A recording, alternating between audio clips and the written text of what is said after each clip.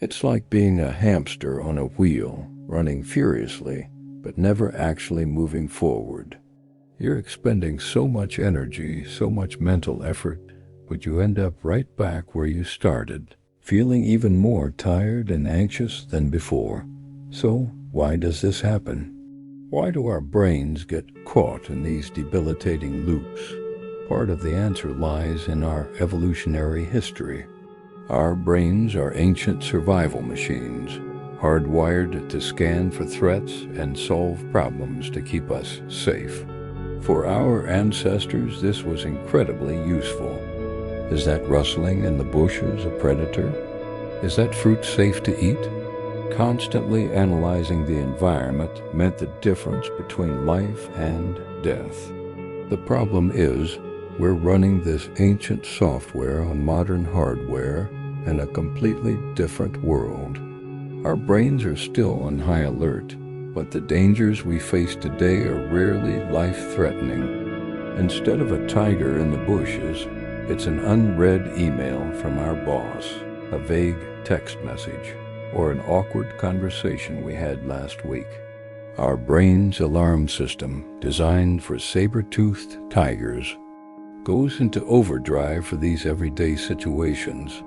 That unread email triggers the same danger signal as a real physical threat, and our brain kicks into problem-solving mode, trying to analyze it from every possible angle to neutralize the perceived danger. It's an evolutionary mismatch, and we're the ones paying the price with anxiety and stress. There's another, more subtle reason we get stuck. It's the illusion of control. When we're overthinking, it can feel productive. It feels like we're doing something about the problem. We're analyzing, strategizing, planning for every contingency. We sit there, furiously scribbling in our mental notepad, convinced that if we just think about it hard enough, we'll find the perfect solution and prevent anything bad from ever happening. But if you were to look at that notepad, it wouldn't be a clear plan. It would be a chaotic mess of tangled lines, arrows pointing in circles, and crossed-out ideas. We're not actually solving anything. We're just spinning our wheels in a sea of anxiety. We're mistaking worry for work. The act of thinking feels like progress, but it's a trap that keeps us paralyzed, preventing us from taking real, meaningful action. It gives us a false sense of control while robbing us of our actual power to influence our lives. We're so busy preparing for a hypothetical storm that we miss the sunshine right in front of us. So here's the crucial question. What if the off switch to your brain isn't where you think it is?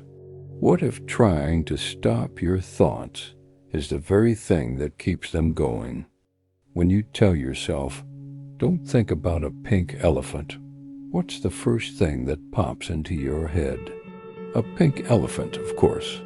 The more we struggle against our thoughts, the more we fight them, the stronger they become. We get into a tug-of-war with our own mind, and it's a battle we can never win. The search for a magic off switch is a fool's errand. It doesn't exist. But what if the secret isn't about turning your brain off, but about learning to relate to it differently? The key to breaking free lies in a concept that might sound simple, but is profoundly powerful: mindfulness and detachment. Instead of being inside the runaway train, what if you could step off onto the platform and simply watch it go by? Mindfulness isn't about emptying your mind or stopping your thoughts. It's about changing your relationship with them. It's the practice of observing your thoughts and feelings without judgment. Imagine yourself sitting peacefully by a clear blue sky. Your thoughts are like clouds. Some are small and fluffy, others are dark and stormy. They float into your awareness, drift across your mind, and then float away. You don't have to grab onto them. You don't have to analyze them or fight them. You just notice them. Ah, there's a worry cloud.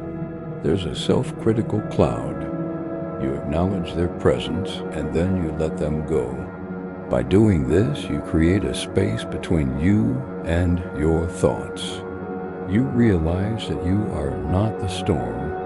You are the sky. The thoughts are just weather patterns passing through. This detachment is where your power lies. It sets the moment you stop being a passenger on the train and become an observer on the platform. But observation alone isn't always enough, especially when the mental storm is raging. This is where the second part of the solution comes in: action as an antidote. Overthinking thrives on inaction and abstraction. It keeps us trapped in our heads, contemplating endless hypotheticals. The most effective way to break that cycle is to get out of your head and into your body, into the real world. Action is the enemy of rumination. It doesn't have to be a huge, life-altering step. In fact, small, concrete actions are often the most powerful. If you're worrying about a big project, don't just sit and agonize. Open the document and write one sentence. Just one. If you're anxious about a difficult conversation, don't rehearse it in your head for the 100th time. Write down the first point you want to make. Think of it like stepping out of that hamster wheel. The first step feels the hardest, but once you take it, you've broken the momentum of the spin. The next step becomes easier, and the next easier still. Each small action grounds you in the present moment. It proves to your brain that you are not helpless. You are capable. Action builds momentum and creates a positive feedback loop that pulls you out of the quicksand of overthinking and onto solid ground. So, let's bring it all together. The goal is not, and never should be, to stop thinking. Your brain is a magnificent tool, and thinking is its primary function. The goal is to stop being trapped by your thoughts. It's about learning to use your mind as the valuable tool it is, rather than letting it be your tyrannical master. It's about shifting from being a prisoner of your mind to being the peaceful warden. Remember the runaway train? You've learned how to step off onto the platform. Remember the hamster wheel? You've learned how to take that first step out of it. It's a practice, a skill you can develop over time. Be patient with yourself. There will be days when you find yourself back on the train, but now you know the way off. There will be times you're spinning on the wheel, but now you know how to stop. Let me leave you with this final, powerful idea. You are not your thoughts. You are not the anxiety, the worry, or the self-doubt. You are the one who is aware of them.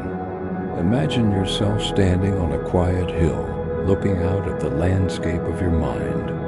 You see the thought clouds passing by, the storms gathering and dissipating. From this vantage point, you have perspective. You have peace. You are not the weather. You are the witness, the calm, conscious presence that remains long after the clouds have passed. You are the awareness itself. Thank you so much for watching. If this resonated with you, please consider liking the video and subscribing to the channel for more content on mastering your mind and living a more peaceful life. We'd love to have you in our community.